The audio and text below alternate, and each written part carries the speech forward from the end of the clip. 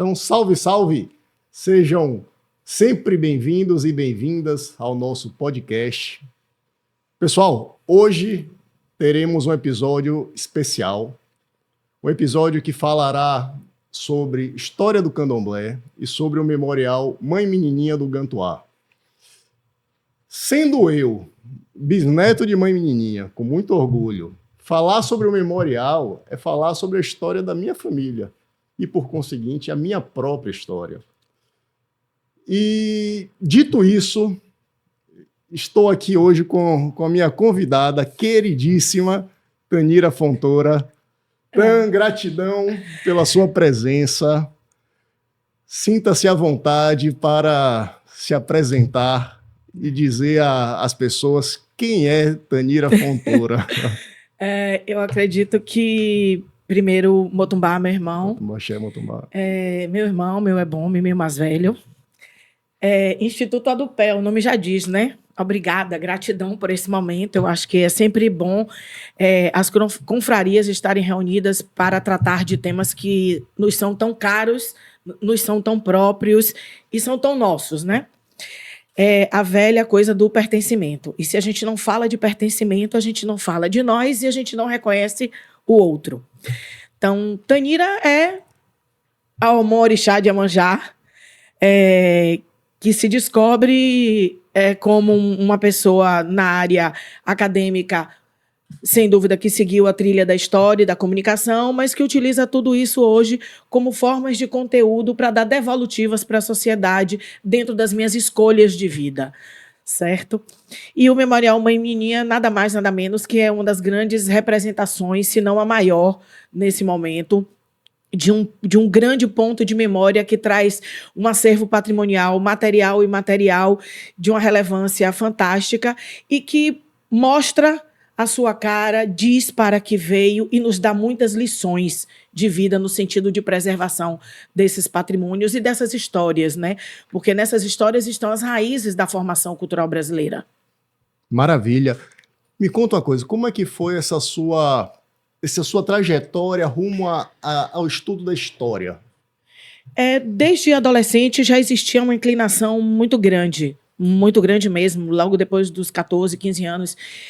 Eu sempre me interessei por temas muito polêmicos, por assuntos muito politizados, que não era uma coisa normal para jovens daquela época, mas como eu vi no seio da minha família, muitas pessoas se debaterem com as questões da ditadura, a questão do aprisionamento de pessoas, de muitas outras saírem do país e serem extraditadas. Eu vi muito isso na minha juventude.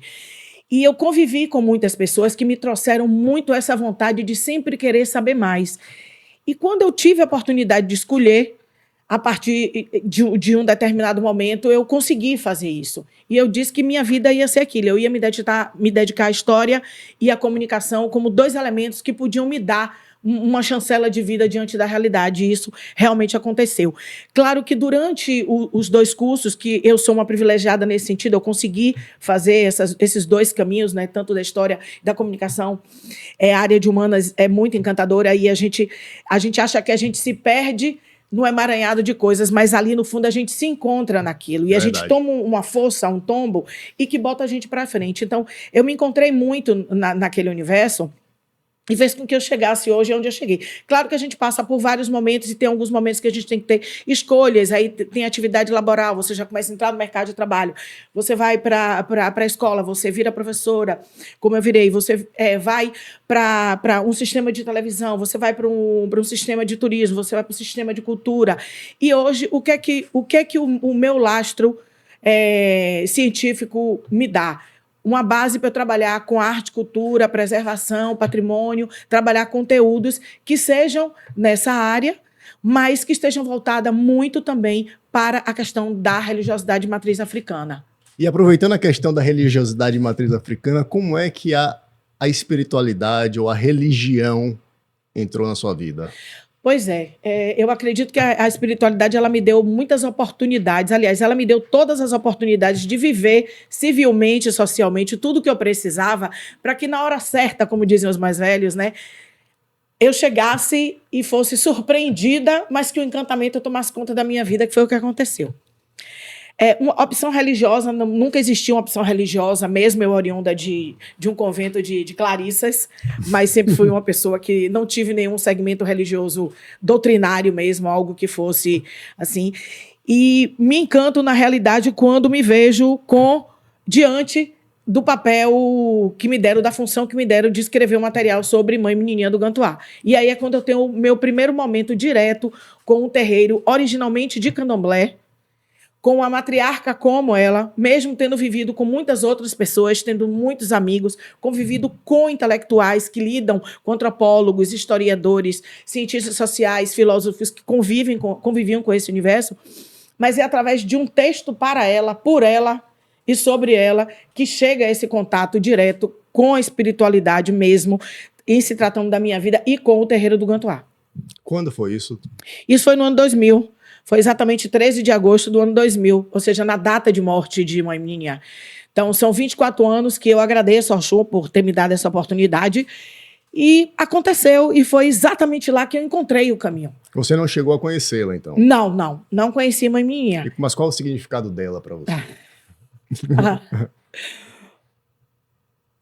Difícil.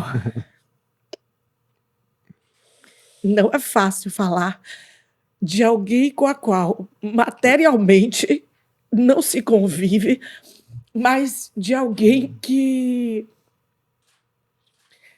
lhe dá sentido de alma, lhe dá força, faz com que você enxergue a essência, faz com que você se descubra, com que você trate aquilo como se fosse a pérola da sua vida, que é a espiritualidade. E aí é que a gente consegue entender que a materialidade, ela é nada diante do que o mistério da espiritualidade, e que a ancestralidade traz isso muito bem para a gente. Por quê? Porque a presença física, ela é um dado. Sim. Mas a força que ela traz para o nosso corpo, para o nosso coração e para a nossa cabeça, a nível da ancestralidade, é muito maior do que o fator material. Então, eu acho que Mãe Menininha foi um grande aprendizado para a minha vida. Porque, de repente, eu poderia ter recusas quanto à espiritualidade, e aí chega para eu escrever sobre uma pessoa que eu não conheci, que eu não vi, que eu só ouvia falar. Eu, mulher de pele clara, ainda tem isso. Eu imagino o desafio.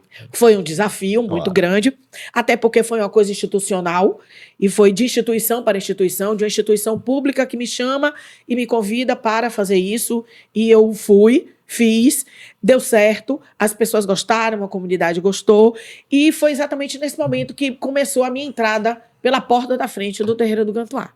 E a grande surpresa, claro, né, de descobrir as minhas origens. Então, acho que nada na vida deixa de ter um grande motivo e um grande resultado. O motivo era o meu reencontro com a minha verdade, com a minha origem. E o resultado é exatamente a certeza que hoje tenho que eu estava no caminho certo. Lindo, lindo, lindo. Podemos dizer que houve uma grande sincronicidade. Total sincronicidade. Não me vejo hoje sem orixá. Não consigo. Pode ter certeza que o candomblé hoje é quem responde às minhas prerrogativas de vida. Eu não teria outra opção na minha vida. Acho que se eu tivesse a oportunidade em algum momento de dizer aos meus pais lá atrás, aos meus avós, que se eu renascesse amanhã, que eles já me preparassem para isso. Por quê? Porque quando a gente passa a reconhecer as nossas histórias e a saber desses dados, isso traz uma riqueza de informação muito grande. Por que eu digo isso? Porque foi o encontro com Mãe Menininha, né? Essa coisa com a história dela e ter de que desempenhar essa tarefa, né, difícil de escrever sobre uma pessoa magnânime como ela, sabe? E aí ter que escrever sobre uma pessoa tão forte, tão grande, tão potente, tão viva, e que aquilo parecia que não ia ficar sobre o meu controle. Mas isso é um desafio, e um desafio lindo, porque quando você pensa que você não tem o controle, ela lhe dá o controle. E foi o que ela me deu. Ela me deu régua, compasso, esquadro, tudo. E aí eu consegui fazer e me deu essa oportunidade de conhecer a minha vida, a minha história, de saber o que era que estava por detrás da minha vida, porque como é que eu poderia saber que eu tinha tudo aquilo dentro do meu ser se algo não me fosse revelado Sim. de alguma forma ou não me fosse informado por minha família. Então eu estava diante de um desafio muito grande, que era estar cobrando da minha família, vivendo o meu aspecto como historiadora, uma pesquisadora, um grande desafio científico e a espiritualidade. Então foram 3 caminhos que precisaram se juntar nesse momento. Então a história me dava um embasamento científico respaldo, grande, um respaldo muito do conhecimento para muita coisa, sim. Sim, claro. Porque o conhecimento é o que nos fortalece e, nesse sentido, a educação foi muito bom. Conhecimento, eu costumo dizer, conhecimento empodera. Empodera. E acho que isso foi muito bom. E aí você vem com conhecimento, a espiritualidade chega a isso, joga isso na minha cara e eu preciso descobrir isso cobrando de minha família. Aí é quando eu vou resgatar todas as coisas do meu passado e esse passado me mostra as minhas mais velhas, a minha bisavó, o meu avô, o meu pai, todas essas pessoas com história, minha tia-avó, todas essas pessoas com história de família.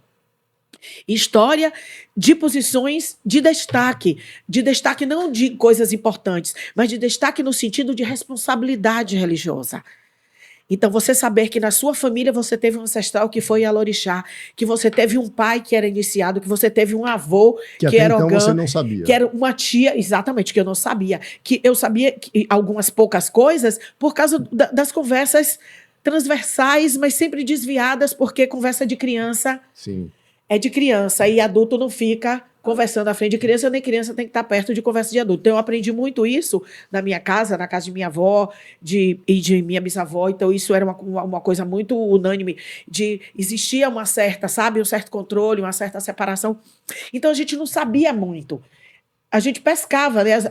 Eu me lembro bem que os meninos eram menos... Eles eram muito espertos, mas as meninas eram mais sabidas. Sim. Minha avó dizia sempre, essas meninas da família vão ser as mulheres do futuro. E eu me lembro bem que meu pai, meus tios e meu avô dizia sempre, o que seria de nós se não fossem essas mulheres? Meu avô era um homem que ele sempre quis ter filhas mulheres, meu pai, meus tios queriam ter filhas mulheres. E aí eu venho a saber do porquê isso. Porque as mulheres na nossa família foram muito importantes, tanto do meu lado materno quanto do meu lado paterno. E aí eu me descubro nesse caminho. Minha tia-avó, uma pessoa que tinha uma espiritualidade muito forte, que ajudava muitas pessoas fora daqui, que sofriam um preconceito, uma discriminação muito grande. Meu tio-avô também.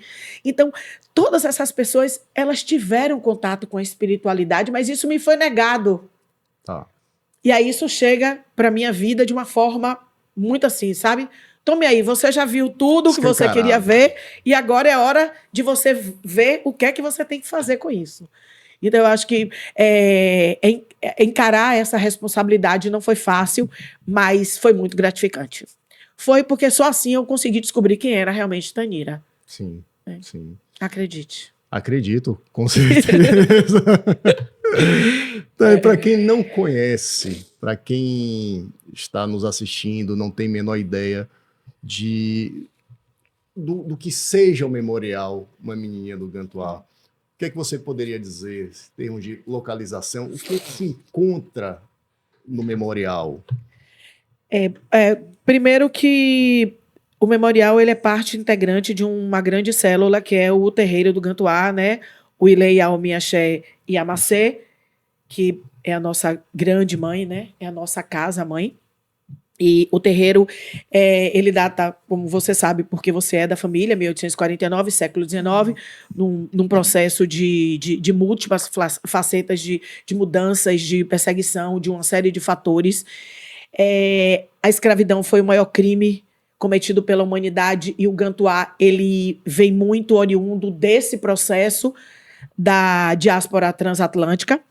A família fundadora da nossa casa, que vem de uma sociedade ebala que que é Maria Júlia da Conceição Nazaré, anteriormente Júlia Soares de Sá, quando ela é apropriada pela família de brancos, comercializada nas ruas do centro da cidade e apropriada e escravizada por uma família de brancos, ela segue na trajetória dela, tentando manter tradições, conhece Francisco Nazaré de Etra, casa com ele também um ex-escravizado, oriundo de uma família Jeje. Nossa família é uma família Jeje Nagô, ela não é queto puro, claro, com tradições de queto e ioió, sem dúvida, mas a gente tem essas relações e a gente mantém. Mas o século XIX ele é um marco divisório muito grande para o povo iorubano, né? A Yorubalândia ela se espalha dentro de Salvador, no centro da cidade, principalmente. O chamado núcleo da Irmandade da Barroquinha é quem reúne todo esse povo que vai se encontrar, não é só para professar uma fé, mas é para fazer com que todo o aparato patrimonial de uma cultura de um povo seja preservado, mesmo que fosse às escusas, às escondidas. Então, a Barroquinha ela tem esse papel de alavancar a fundação de vários outros núcleos. Então, assim como o terreiro da Casa Branca, que é o Axé na Soocá, como o terreiro do Gantuá, o Iamacei, assim como o Afonjá, e tantas outras nações, inclusive os povos bantos que chegaram antes, alguns povos Jeje, Cabinda, Benguela, etc. Uma série de povos, uma série de nações, de etnias, na realidade, que chega. Os iorubanos, eles têm essa leva do século XIX, ela é muito grande. Então, é por isso que há uma predominância da Yorubalândia. E a fundação do Gantuá ela acontece exatamente nesse momento. 1849 é praticamente uma data, um período em que há o início de uma mudança no aspecto da comercialização não só da mão de obra escrava, mas como de alguns alforriados já, ou alguns libertos, ou livres, como a gente chama, já no centro de Salvador, tentando um outro tipo de vida, ou batalhando por um outro tipo de vida, e que consegue arregimentar recursos para fundar esses núcleos. E é exatamente o que acontece com Maria Júlia e com Francisco Nazaré de Etra, com o trabalho nas ruas de Salvador. Mesmo ainda como cativos, ou mesmo depois, logo depois, quando eles se tornam seres livres, libertos, eles continuam no centro de Salvador fazendo o que eles sabiam fazer: vender, mercar, trabalhar muito. E eles trabalhavam muito. Ela trabalhava na área da alimentação, com a culinária, na área da costura, do bordado, do traje, que mantinha os seus pares. E ele tinha duas coisas fenomenais, que eu acredito que isso é uma coisa muito da herança, que ficou como herança para a nossa casa, que é a questão musical e a questão de saúde. Porque Francisco Nazaré de Etra, ele tinha uma banda e que ele circulava no centro de Salvador. E com essa banda, o chapéu era passado, todos ouviam tocar a linda percussão e contribuíam. E tinha um outro dado, que era o dado da saúde. Ele conseguia, sendo um barbeiro, não um homem só, que cortava cabelo ou fazia barba, ou extraía alguma dentição, mas ele fazia sangria nos corpos brancos. Então, ele era homem preto, que foi escravizado, que tinha um conhecimento ancestral de África, de sociedades primordiais, e que salvou muito branco de morrer no centro urbano de Salvador. Então, é com esse capital que eles adquirem uma condição para arrendar o terreno onde foi fundado o Gantuá. Então, isso é uma grande vitória. Eu canso de conversar, às vezes, com as pessoas que visitam o memorial, que o Gantuá conhece essa história, né, da escravidão à liberdade. E assim muitas outras comunidades. Porque os terreiros vão ser exatamente isso, onde as comunidades se reúnem, onde elas se fortalecem, onde elas sobrevivem e onde elas criam uma gestão de futuro para o seu povo. Até porque todas essas comunidades se tornam sociedades através de associações legalizadas e constroem estatutos para sobrevivência e proteção dos seus pares. Inclusive com aspecto habitacional em torno dos próprios terreiros todos e eles, áreas periféricas. É muito comum essa característica. Muito comum. Muito comum. E isso é perfeito. Eu acho que essa gestão de salvaguarda patrimonial começa, ó, lá atrás. Hoje nós achamos que estamos fazendo história. Elas, lá atrás, todos eles já fizeram essa história. A gente hoje está colhendo frutos e dando mais resultados numa sociedade contemporânea. Eu acho isso. Maravilha. Eu queria só interromper um pouquinho essa narrativa histórica e retomá-la um pouquinho adiante para falar um pouco do memorial. E aí a gente estava conversando antes e eu te falei que encontrei, vamos dizer assim, entre aspas, por acaso, hoje antes de sair, esse material sobre o memorial. Isso. E até pensando em quem não conhece o memorial, de repente a gente falar um pouco do que quem for ao memorial pode encontrar. Isso. E aí eu queria que você, enfim, o que você achar que deve destacar, o que você achar que merece mais relevância, fala um pouco do interior desse memorial. O que contém lá. E aí, voltando, né, para dar continuidade à coisa do memorial, na realidade eu estava tentando dar uma situada, né, na casa-mãe, né, o terreiro, porque o memorial ele está dentro do espaço sagrado do terreiro de Candomblé. Por quê? Porque o memorial ele não foi criado e construído para ser memorial. Ele foi adaptado, porque ele já era o antigo aposento da Ialorixá. Ele era o aposento da sua bisavó. Você viveu, conheceu, dormiu, acordou, nasceu nos braços dela e sabe disso. Então, o memorial ele é dentro do espaço sagrado do terreiro. Então, olhe tudo que o terreiro nos dá, até um memorial. Hoje, até um centro comunitário nós temos para atender o trabalho social, cultural, político, educativo, de saúde. Maravilha. Então, eu digo sempre que nós temos 3 linhas muito bem definidas na casa. Um é o terreiro do Candomblé, que é a grande célula-mãe, e que nos dá a capacidade de fortalecer o nosso corpo, cuidar do nosso espírito e nos fazer cidadão ao Orixá com a alma plena diante da ancestralidade. Então, ele é a nossa base de vida, é o nosso chão. O memorial é a grande pérola patrimonial deixada como legado pelas nossas ancestrais.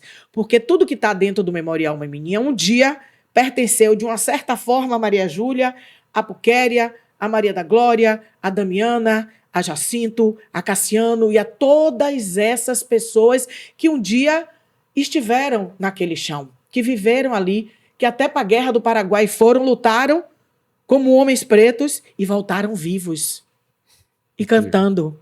Então, existem muitas histórias. Sim. Entendeu? Então, hoje o memorial ele funciona com grande normalidade há 32 anos.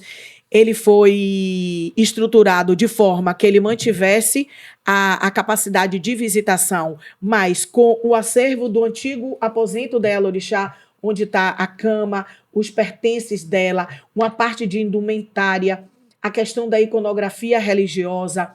No andar ainda térreo, nós temos todo o mobiliário, que é um mobiliário de época, mas que pertenceu à família. Nesse mobiliário de época existem inúmeras peças, peças inclusive em louça e porcelana, e aí todo mundo vira e pergunta no memorial, como é que essas mulheres podiam ter porcelanas, até abrasonadas, porcelanas mata-borrão, peças vindas de Macau, porque a falência das famílias brancas faz com que as mulheres pretas capitalizadas, as mulheres do Partido Alto, tivessem condição de ter acesso a esses materiais e elas compraram. Sim. Então, hoje, nós temos essas peças como uma representatividade da luta das mulheres pretas em comprar exatamente muitos acervos de mulheres brancas que um dia as escravizaram. É um símbolo de vitória. Esse é um símbolo de vitória, você pode ter certeza. E, além disso, nós temos também encomendas, nós temos joias, nós temos uma indumentária religiosa com panos da costa, nós temos saias litúrgicas, nós temos as joias de crioula, por exemplo, que hoje a gente chama joias de poder e liberdade. Temos as joias de axé em Lago de Bar, em Búzios, em Coral Branco, Monjoló, temos muito âmbar. E tem muitas ferramentas de orixá. E essas ferramentas falam muito da ancestralidade da casa. Por quê? Porque nos terreiros tudo era produzido pelos próprios filhos da casa. Então, os terreiros antigamente eram verdadeiras comunidades de autossustentabilidade total. Eles trabalhavam para sustentar suas famílias e trabalhavam para sustentar as comunidades internamente dentro do terreiro. E muitos deles foram ferreiros, marceneiros, muitas delas foram costureiras, lavadeiras, doceiras, fateiras. Então, o terreiro de Candomblé, ele abarca... Tinha um ecossistema. Um ecossistema e um circuito econômico muito forte. Porque essas mulheres todos os dias desciam pedindo a benção minha mãe, que estava indo a trabalhar, ou elas ou eles, e ela abençoava todos eles, e quando eles voltavam, eles retornavam para suas casas, mas eles ainda iam ao terreiro de Candomblé saber o que é que mãe menininha precisava ou o que as outras ancestrais precisavam.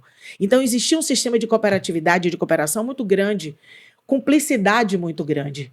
Então, o cuidar do outro era normal, era a restituição de uma família perdida em África. Isso. Não tinha apenas o contexto religioso. Não era apenas o contexto religioso. Era uma comunidade, era um contexto de vida, era um contexto completamente humanizado e que hoje continuamos a manter. Porque as casas tradicionais, elas têm muito desses legados ancestrais, mas a gente não pode esquecer que essas casas, elas são verdadeiras sociedades. Elas são comunidades mesmo, de verdade, porque a gente se preocupa com o irmão. Todo mundo na casa é irmão, é pai, é mãe, é filho. É um grande útero. Né? É um grande útero. Então, todos nós somos filhos de grandes mães, de grandes mulheres, de grandes homens, de grandes pais, e que todos nós temos que ter esse sistema de vida como completo para nossas vidas. Porque isso a gente leva para adiante, até para a nossa vida social, fora do campo da religião. Isso serve muito até para a gente aprender muita coisa nos grandes embates que a vida coloca como desafio na frente dos nossos caminhos. Então, o memorial ele tem peças que são verdadeiras relíquias. A bengala de marfim do Oni de Fé, quando teve na Bahia. O óculos, que é simbólico na maior parte das imagens e fotos apresentadas por Mãe Mininha. A gente pode ver aqui, essa foto é icônica. Ela tem como usando. Mostrar essa foto? Será que dá pra essa pegar? Foto, o sorriso da estrela mais linda. Esse aqui, cadê? Mostra aqui. O sorriso da estrela mais linda com essa foto. Então, o Gantuá, ele tem uma história muito, muito importante para a vida daqueles que estão e são iniciados na nossa casa, mas ele também tem uma importância histórica enquanto um núcleo que fez história dentro da história do Candomblé da Bahia. Então, a história do Candomblé, ela também é parte da história do Gantuá, como parte da história do Gantuá e de outras casas também é parte da história da formação do Candomblé, enquanto terminologia de aglutinação de um povo em torno da sobrevivência de uma cultura e de um sistema. Perfeito, perfeito.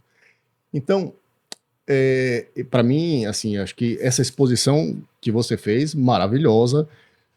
Quem não tinha a menor ideia, quem está nos assistindo e não tinha a menor ideia do que encontrar no Memorial Uma Menininha no Gantuá, eu tenho uma absoluta certeza de que está praticamente enxergando cada um dos objetos aos quais você se referiu. Sim, e temos objetos assim fantásticos, porque, por exemplo, nós temos o brasão da nossa casa, nós não temos uma logomarca, nós temos um brasão, e um brasão pensado em 1849 feito por um ferreiro daquela época. Olha que coisa maravilhosa. Nós temos o alfá de Oxóssi, o Oxê de Xangô, a espada de Ogum, o pilão de Oxaguian, os grandes elementos que reúnem a base do nosso axé. Isso é perfeito. Você pensar em alguém em 1849, oriundo de uma situação completamente deprimente que foi a escravidão, pensar numa simbologia como essa para retratar, estampar para o mundo: nós somos quem somos e somos o que somos. Então, isso é muito importante, ter um brasão. Nós não temos uma logomarca. O memorial tem uma logomarca, mas a casa tem um brasão, e o brasão regido por esses elementos. Sim. que são os elementos, os orixás que comandam a nossa instituição. E isso é muito importante. Então, a gente tem de Maria Júlia, a gente vai para Eu tenho ele Puquéria. estatuado. Nós temos, inclusive, nós temos em todo a circunvizinhança, todo o nosso aparato, ele é voltado para essas questões simbólicas, né, da ferramenta da nossa casa, né, dessas ferramentas, né, que simbolizam o brasão. E nós temos coisas assim que são bem, bem simbólicas. Por quê? Porque hoje o memorial, com 32 anos de existência, ele não é apenas um local para visitação porque tem um acervo museal, não. Ele tem um trabalho de educação patrimonial, ele tem um trabalho de museologia social, porque ele entende que essas peças, elas contam histórias e dialogam com a sociedade e com o público. Ele é objeto de pesquisa de diversas linhas e diversos teóricos. Nós temos todos os elementos hoje, eles são sacros e sacralizados? Sim, eles são, mas hoje eles são musealizados e eles não saem mais para nenhum rito. Isso é uma decisão interna e que continua vigente. Mas pode e poderá sair, como já saiu, sem dúvida, para alguma itinerância com toda devida segurança. Sim. Claro, por quê? Porque é preciso que esses objetos, eles adentrem outros espaços, eles ocupem outros espaços, assim como outras instituições e outras pessoas se sintam também acolhidas na nossa instituição e se apropriem da nossa informação. Eu acho esse diálogo fundamental. Porque se não tiver essa troca e essa disponibilização de conhecimento, sim, essa abertura, vamos continuar reforçando uma prática que é a prática que nós vemos hoje, Perfeito. Que é da intolerância religiosa, Exato. que é do racismo religioso, da ignorância, da e que a gente não pode. Nós não podemos deixar que esses crimes continuem sendo perpetrados pelo povo de santo, pelo povo de axé.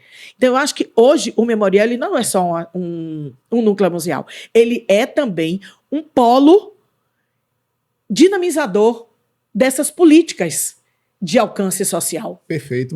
E cultural. Você trouxe um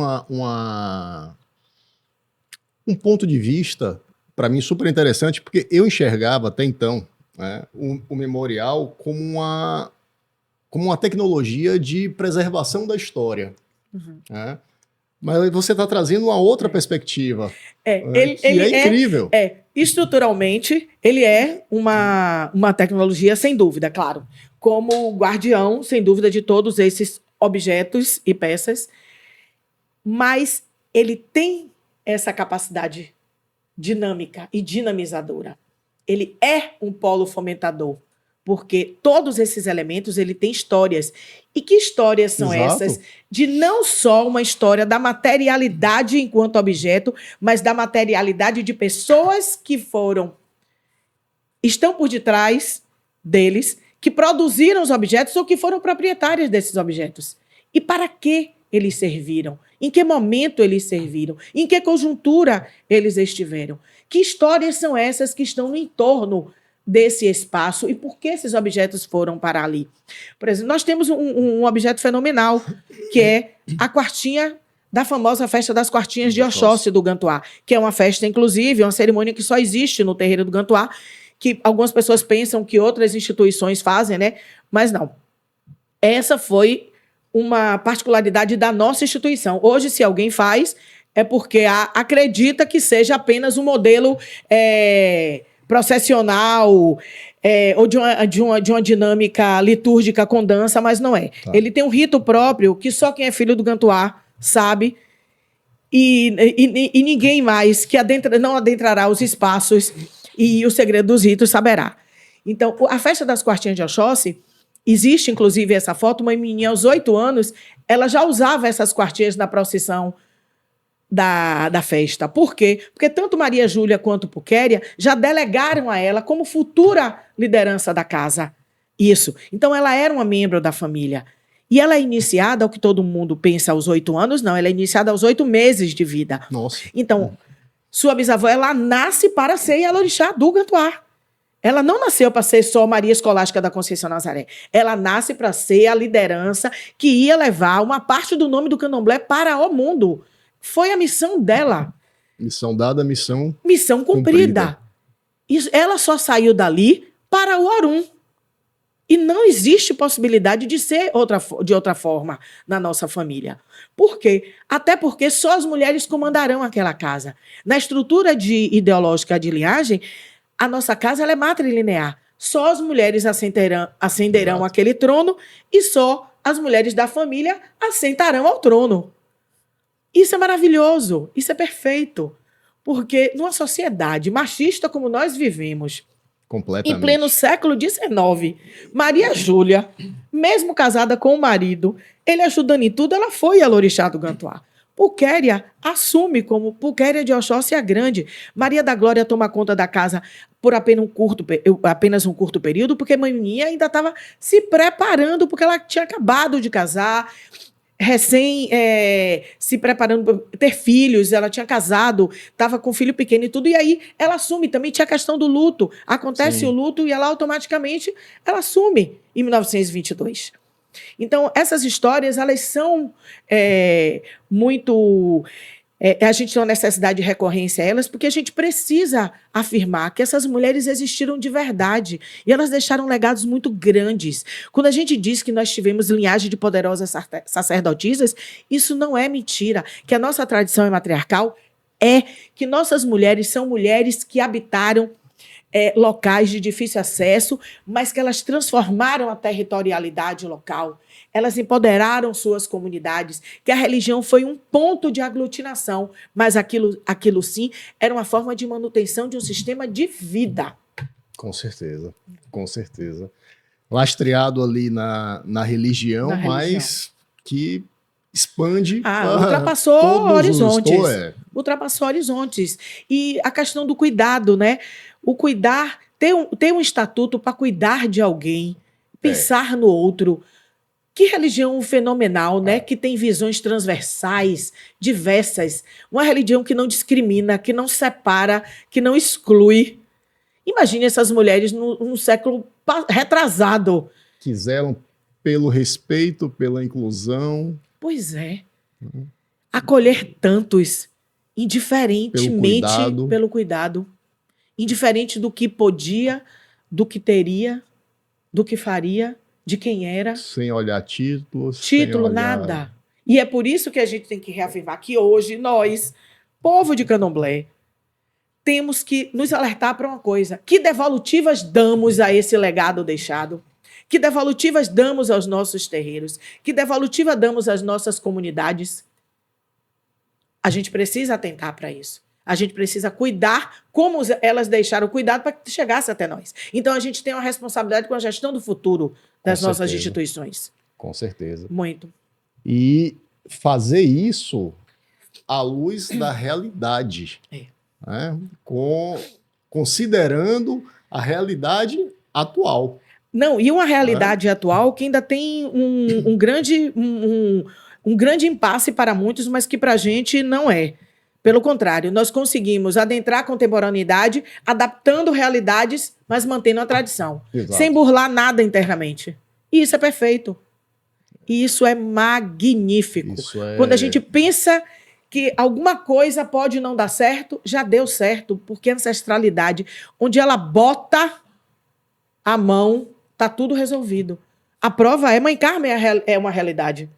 Nossa mãe, nossa Iá é uma realidade disso. A mulher que nasce dentro do terreiro do Candomblé. Literalmente dentro do Candomblé. Ela nasce dentro do quarto de Oxalá com um parto feito não por uma pessoa física, ela nasce pelas mãos de um orixá. Entendeu? Olhe como o orixá põe a mão, como a ancestralidade põe a mão e o orixá, que é fagulha da maior coisa que é toda essa ancestralidade. Porque o que nós temos hoje é apenas um pequeno... Sabe, é um grão de areia diante do que universalmente a espiritualidade é. Principalmente nas sociedades originárias e primordiais. Eu acho que tanto os povos originários e indígenas no Brasil, quanto as sociedades africanas, elas têm singularidades, elas têm potencialidades e elas têm muitas similaridades, porque elas prezam por isso, por ancestralidade. E olha que povos foram esses, completamente massacrados, mas que hoje eles são lastro de quê? Da formação social brasileira. Com certeza. A branquitude está aí, o racismo está aí, mas é inegável que a riqueza cultural, o patrimônio da nossa terra, está na mão desse povo que resistiu, que lutou e resistiu. E resiste até hoje. E resiste E até luta hoje. até hoje. Estamos aqui, né? Exatamente. Estamos aqui. E, então, tem uma imagem, tá, que me chamou a atenção e eu olhei para ela exatamente quando você falava da missão de uma menininha de levar essa vamos dizer assim, essa ancestralidade e toda essa riqueza, esse patrimônio para além das fronteiras, que é essa medalha aqui. Ela tem muitas comendas, né? Lá no memorial existe um módulo que tem várias comendas recebidas. Então, só fazendo um parêntese, imagina uma mulher preta no início do século passado. Sim. Em que num período, aliás, em que era proibido pela polícia. Exato. Né? Então, ela superar tudo isso e ser reconhecida a ponto de ter algumas comendas é algo... Ela tem uma outorga de uma medalha, né? Receber uma condecoração como essas, né? Que são várias as condecorações. Ela tem várias. E isso tem uma singularidade, quando você fala da medalha, me reporta a importância desse ato dela ser condecorada com o diploma que ela recebeu do governo francês, propriamente do Ministério da Cultura francês, e que está no nosso memorial. Muito antes do passamento de uma menininha, era um costume, na realidade, ela receber muitos amigos. E ela tinha amigos de todos os tipos, digamos, né? Amigos como Jorge Amado, como Caymmi, como Caribé, Vinícius de Moraes. Essas pessoas eles não eram filhos iniciados na nossa casa, eles frequentavam a nossa casa porque eles tinham um diálogo com ela muito grande, eles conversavam. Ela era uma mulher que ela não tinha medo de nada. Inclusive, existe um trabalho muito grande feito pela jornalista Cleidiana Ramos, que fala sobre isso, sobre a questão do poder de comunicação de mãe menininha. Então, ela não tinha medo de falar, ela escutava e não tinha medo de falar. Porque o medo é algo que não cabe às mulheres e aos homens de axé. Isso é uma coisa que a gente descobre quando a gente se inicia. Só existe espaço para a coragem. E aí, quando a gente convive, a gente descobre por quê. Sobreviver à escravidão é sobreviver, né?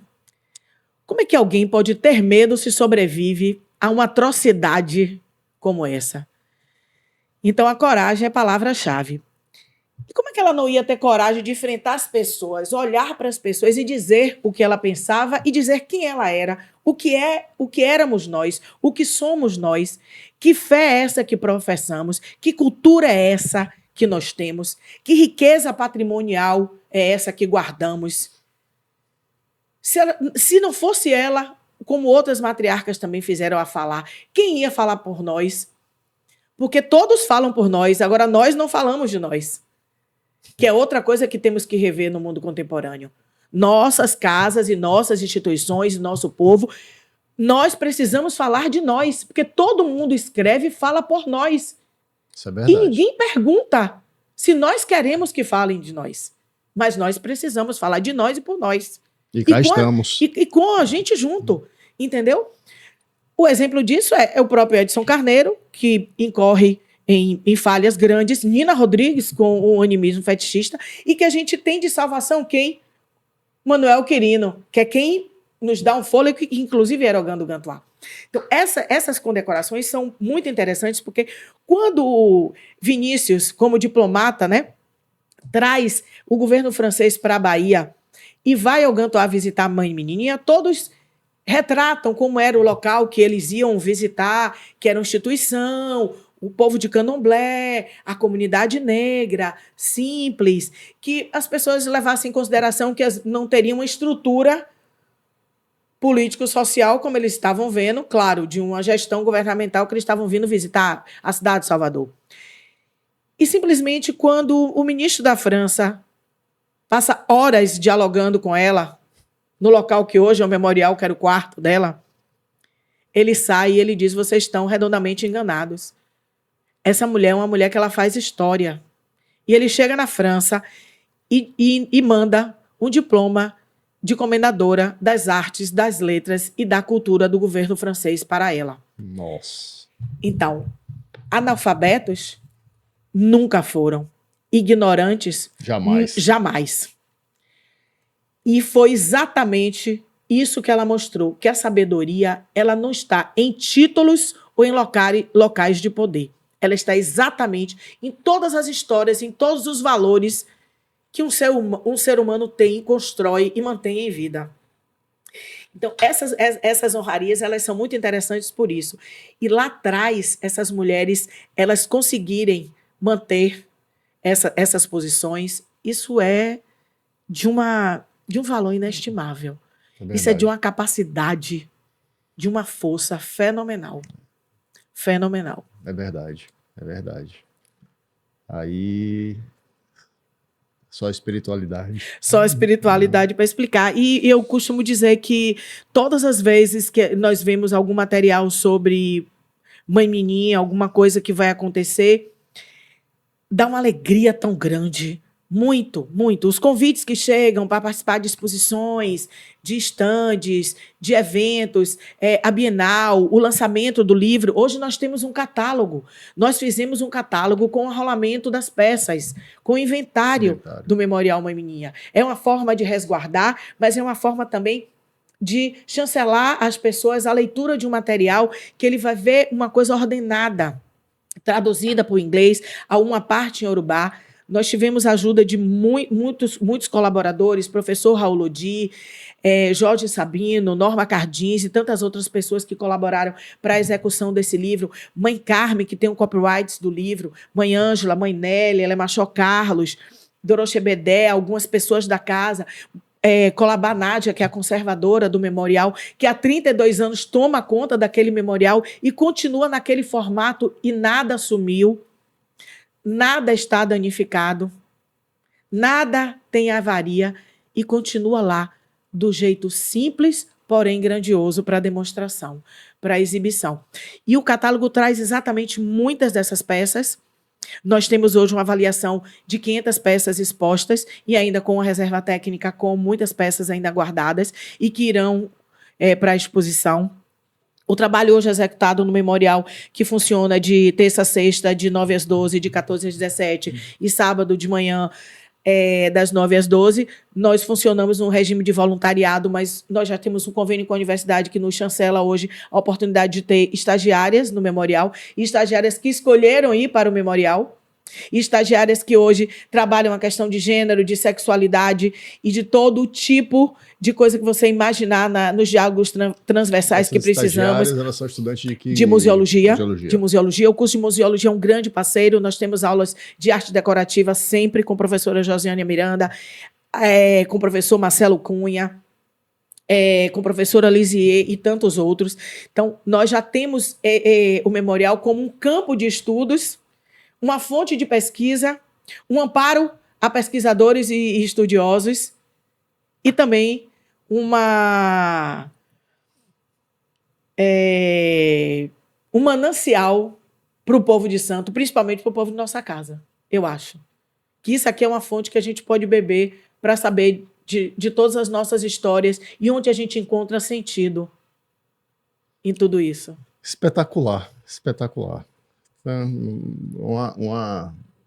Realmente uma aula de o memorial de nós temos história, peças lindas, nós temos inclusive peças que já foram repatriadas, nós temos imagens, acervo que nós podemos compartilhar também, como um antigo trono dela, que nós conseguimos recuperar a originalidade dele, com folheamento em ouro e madeira.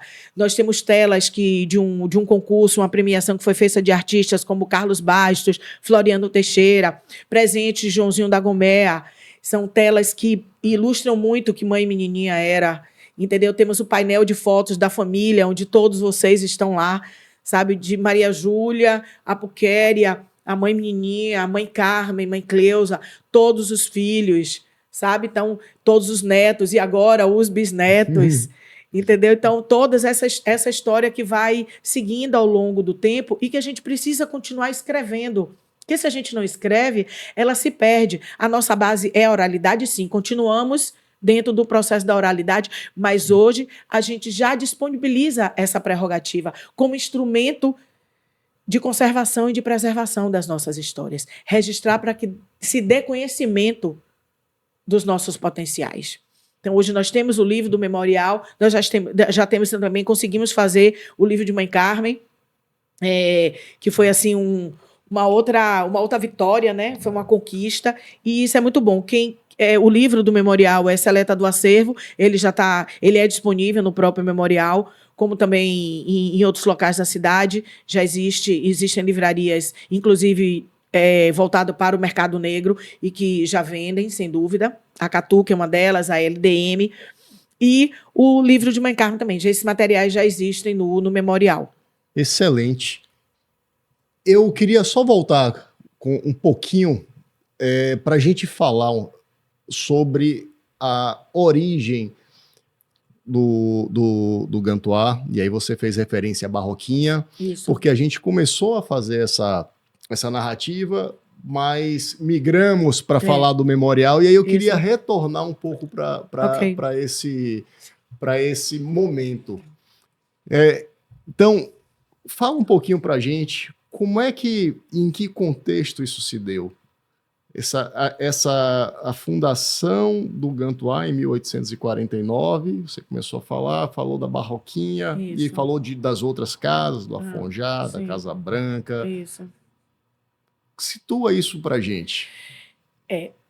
Tendo como base 1849, como a fundação do Gantuá, a gente rememora muito o que gerou essa ida para aquela localidade. Claro que a união desses povos e as grandes reuniões, esses grandes encontros, né, das irmandades, faziam com que os espaços fossem pensados, as situações fossem buscadas e as condições fossem adquiridas. A Barroquinha é o grande núcleo promissor da formação das grandes casas. Porque naquele momento em que muitas mulheres e muitos homens se reuniam, eles discutiam politicamente o futuro de seus pares e de suas comunidades.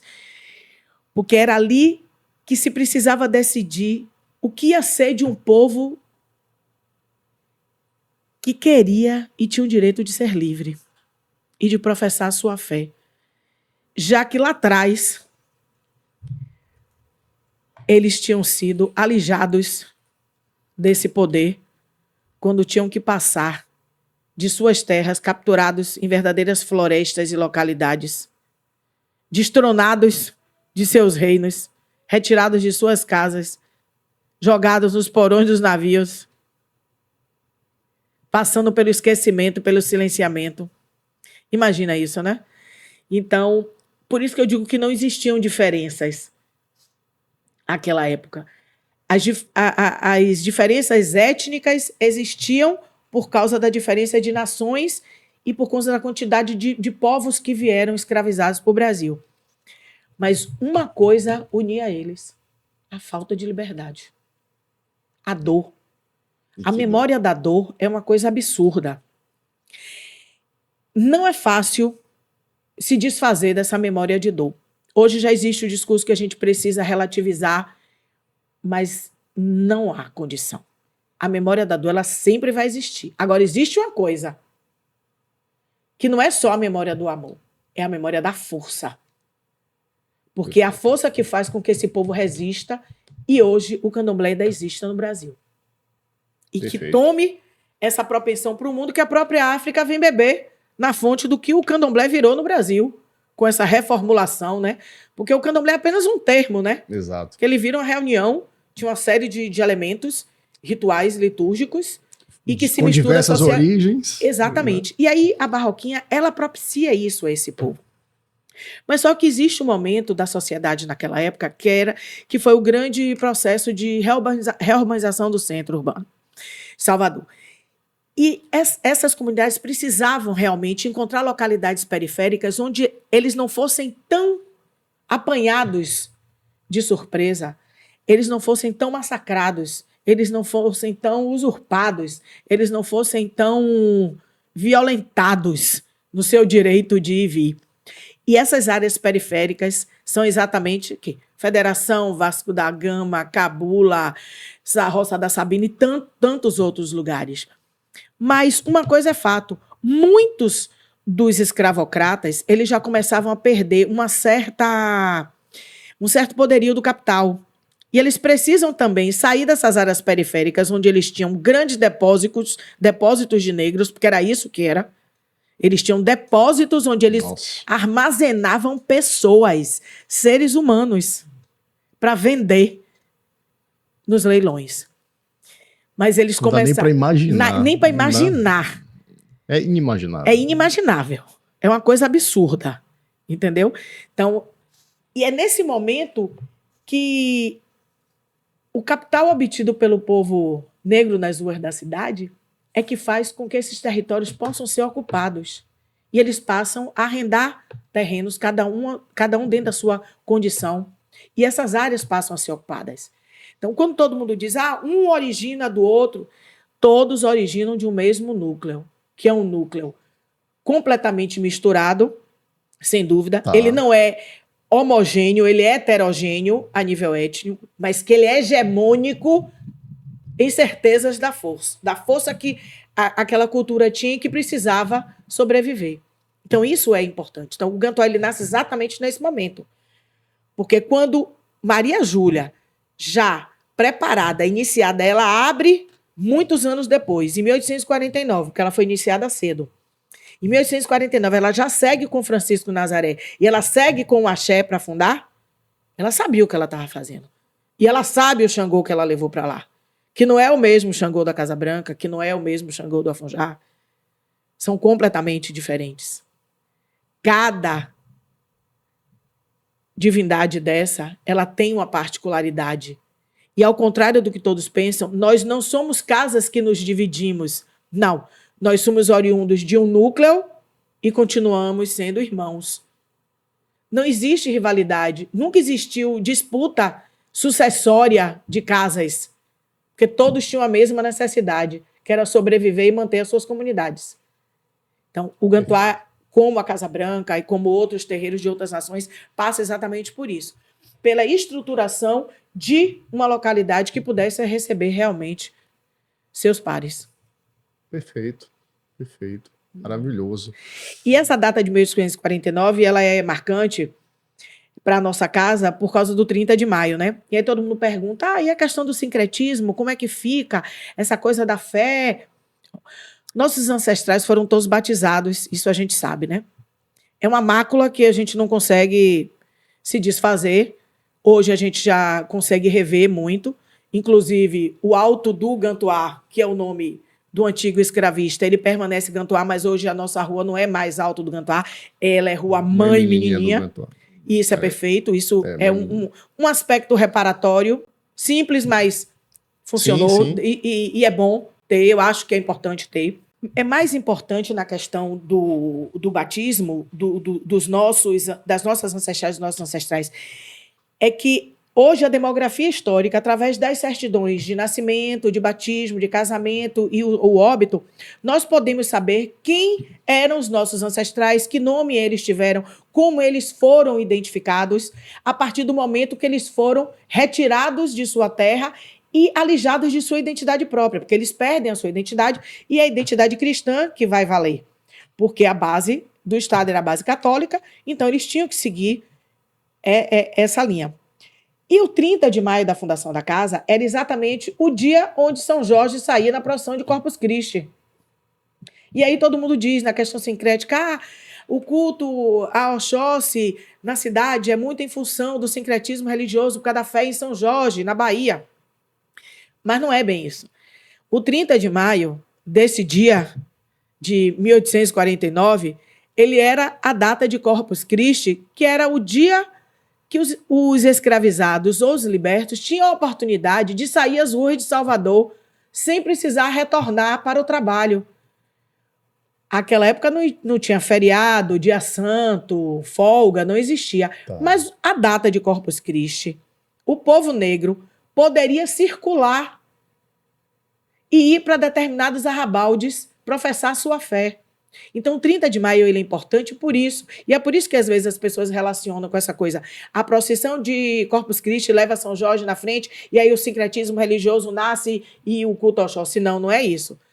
Nós cultuamos Oxóssi, sim, é o patrono da nossa casa, Xangô é o dono da nossa casa, mas é por conta de que aquele dia da fundação coincidiu com o dia de ser o dia de liberdade dos povos negros, inclusive os povos da nossa casa que poderiam estar na festa, e que era a festa de fundação do terreiro. E quando Maria Júlia chega para lá e que funda, em 30 de maio de 1849, o terreiro do Gantuá, e já dá o nome do Gantuá como Axé e Amacê, ela já chega com o estatuto pronto. Imagine, igual a Sociedade Protetora dos Desvalidos. Pense o que é a grande caixa econômica, que é o que a sociedade faz para proteger e sustentar. É exatamente o que os terreiros fazem com a criação de suas associações, mesmo com o nome religioso católico, que era obrigatório. Infelizmente, era a chancela. E dentro daquele dado que você citou sobre como essas mulheres conseguiam fazer tantas coisas, onde em épocas existia proibição e pedido de não só justificativa, de autorização para funcionamento e celebração festiva. Há pouco tempo, com o trabalho de documentação e conservação dentro do memorial, proporcionado por leis de incentivo, inclusive pela Lei Paulo Gustavo, que nós nos habilitamos, pelo Lunda Quincanga, modernização, já outros editais de museus que nós já conseguimos adentrar. Hoje o nosso povo já consegue, né, concorrer a isso, né? Nós conseguimos descobrir uma documentação guardada em que a estagiária identifica as antigas autorizações que Mãe Menininha ia à Secretaria de Segurança Pública, junto com Álvaro McDowell, o marido dela, retirar para a Delegacia de Jogos e Costumes, fornecer exatamente. E chancelar o direito a ela fazer a festa até as 22 horas. E isso, inclusive, com essa descoberta, a estudante de museologia, nossa estagiária e hoje monitora, e também futura conservadora, com certeza, ela virou objeto de uma matéria nacional e que está aí circulando, né? Que isso é muito importante. Então, eu acho que essas produções, de ver esses materiais, dialogar com esses documentos, com essas fotografias, com esses acervos, com esses objetos, nos dizem muito de nossas realidades e de histórias que ficaram para trás e que a oficialidade branca, que a história oficial, nos negou e negou ao povo negro isso. Então, nós temos um dever fundamental de recuperar isso. Então, equidade é uma coisa que a gente tem que lutar todos os dias. É um dia atrás do outro, minuto a minuto, segundo a segundo, para que as práticas em relação às perspectivas étnico-raciais elas sejam completamente mudadas e superadas. E que a gente possa viver como cidadão, com direito de ir e vir, sem medos. Sem medos. E é com base nisso que a gente faz também esse livro em homenagem à Mãe Carmen, que é um livro para tirar um pouco do silenciamento e do apagamento essas histórias. Exatamente. E aí você entrou num ponto que eu já queria abordar com você, que era o lançamento deste livro no ano passado. Foi em 2023, né? Foi. Exatamente. O lançamento do livro foi em 2023. A ideia dele foi em 2022. Nós temos um irmão, Rubens Caldas. Rubens é um ser da área de comunicação. Ele é um jovem assim, de uma capacidade construtiva fenomenal. De Oxaguian, né? Igual a nossa mãe. Junto com o Tiago de Xangô, outro irmão maravilhoso, José Ricardo Lemos. A gente tem assim... Só gente boa. Só gente boa, né? Ali tem vários irmãos maravilhosos, né? Temos muitos irmãos maravilhosos. Sim. Mas aí a gente vivia querendo dar um presente à minha mãe, assim. Mas não é um presente, uma coisa material, que fosse uma coisa, um objeto, né? E aí ele vem com a ideia, por que a gente não vai relatar para ela as coisas que ela fala o tempo todo pra gente? E ali aquelas histórias que ela nos conta, a gente está sempre vendo alguma coisa além daquilo ali. O que isso significa? E aí a gente parou para observar essas histórias. E aí a gente resolveu escrever sobre essas narrativas. Por isso que o nome é Aon Onand Agum. A coleção Ancestralidade, Sabedoria e Trajetória traz exatamente isso, Caminhos de um Guerreiro, que são as narrativas de Mãe Carmen de Oxaguian. Quem é esse guerreiro? Oxaguian. Então, Oxaguian é exatamente esse, aquele que chegou à frente da vida dela, trouxe ela para o mundo e que essas histórias precisavam ser contadas e que elas são muito lindas, elas são muito simples e de uma riqueza fantástica. E aí a gente decide fazer um layout, né? Vamos fazer uma coisa bonitinha, uma encadernação para a gente dar de presente para ela. E aí chega um amigo de Rubens, um grande artista, Breno Leser, que nós temos assim a honra, né, a satisfação de ter junto a nós na grande ilustração dessa obra. E aí ele se encanta com a nossa ideia, né? Entra no nosso sonho e materializa essa obra, né, com imagens, com essa literatura, com essa escrita.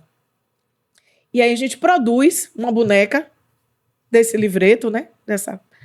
O que a gente julgava uma coisa simples, e a gente oferece a ela nas águas de Oxalá, na festa do Pilão de Oxaguian. E quando ela viu, ela ficou assim, extremamente tocada, emocionada. Como é que a gente tinha conseguido fazer uma coisa daquela e por quê? Porque, no fundo, tudo isso dela diz muito do que ela plantou em nós quando nós fomos iniciados. E aí ela ficou assim, né? Emocionada, a gente ficou feliz porque foi bacana, mas era apenas um objeto para dar para ela de presente, nós demos. Só que logo depois surgiu a ideia, no bicentenário da independência, dela receber a medalha Maria Quitéria, por conta de mulheres, né, que são simbologias, né, são referências em suas comunidades. São mulheres empoderadas e que representavam uma comunidade, e a do Gantuá era ela.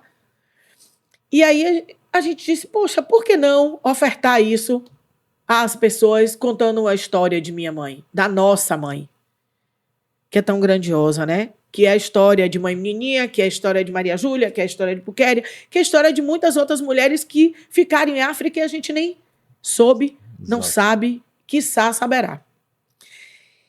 E aí materializamos isso, nos reunimos com a ajuda, sem dúvida, da Tecnomuseu, que fez questão de entrar na parceria, propiciando a edição, a colaboração com a questão da publicação junto à Biblioteca Nacional, com o depósito legal, com a ficha bibliográfica, tudo, né, a ficha catalográfica.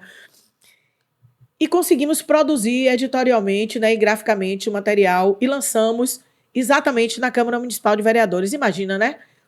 A Câmara que foi local de aprisionamento, local de poder, ainda hoje institucionalmente, majoritariamente branca, de uma estrutura social privilegiada, né? E com muito poucas mulheres. Verdade. Aí você leva para lá para dentro gênero, identidade, cultura, tudo para dentro da Câmara Municipal de Vereadores, uma mulher preta, oriunda de uma comunidade candomblé, mesmo sendo ela a tesoureira do Tribunal de Contas, uma mulher aposentada, que estudou e tal, mas ela veio de uma comunidade como o Gantuá. Sim. Então, a branquitude não enxerga ela como enxerga a si próprio. Entendeu? Então, ela era uma mulher de comunidade, mas ela foi uma pessoa que ascendeu, sim, socialmente, culturalmente, profissionalmente. Com méritos próprios. Por méritos próprios, exatamente, família, tudo, os filhos, né, tudo. Dentro de todos os parâmetros de luta que ela pôde, ela conseguiu galgar espaços e ocupar espaços. Mas ela estava ocupando naquele espaço a Câmara Municipal de Vereadores. E foi nesse momento que a gente lançou essa obra. Então, isso aqui é Foi um momento memorável. Foi memorável.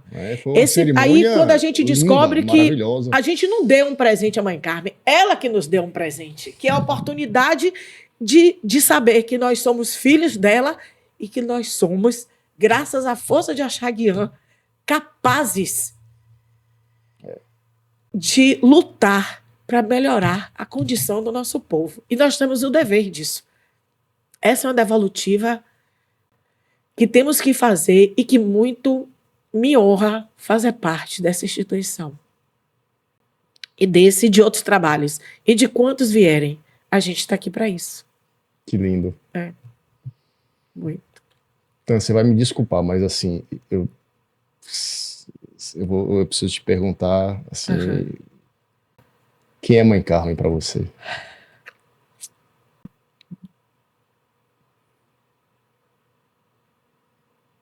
Ela é o sentido e o caminho que ela já trouxe para a minha vida.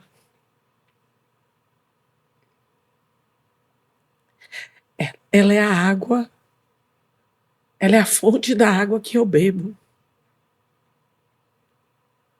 do ar que eu respiro, da emoção que meu coração sente e meu corpo vibra e meu ori resplandece. Tenha certeza disso. Sem as mãos dela, eu acho que Tanira não seria Tanira de Iemanjá. Hoje eu sei de verdade quem eu sou, como pessoa, como mulher, como profissional, como cidadã. E isso a gente só tem quando a oportunidade chega pelas mãos de uma pessoa como ela. E isso Axaguian me deu. Axé. Axé, meu irmão. Nossa, Adorei. que momento lindo. Adorei. Que momento Foi de emoções. Muitos uma conversa afetos, linda, né? linda. Minha gratidão, assim, imensa. A gratidão é nossa. Você criar o Instituto Adupé, olha que lindo, né? Você ter compartilhado todo o seu conhecimento, toda a sua vivência, a sua experiência aqui comigo e com quem está nos assistindo. Gratidão também a quem está nos assistindo. E eu agradeço ao Gantuá, eu agradeço a minha mãe, peço a bênção a ela hoje e sempre. A mãe Carmen, aí a Kecriângela, da Ganélia, ela é Machó Carlos, todas as minhas mais velhas, todos os meus irmãos, todos os mais novos que estão chegando e as pessoas que estão na nossa casa. Que fé é vida e vida é também fé. E é nessa segurança que a gente trilha caminhos e esses reencontros, a gente tem que abrir a porta das nossas mentes para que eles cheguem, a gente se depare com eles, encare e seja feliz. É isso. É isso aí. Axé, Adupé. Adupé. Bom, então, até a próxima. Até a próxima. Tchau.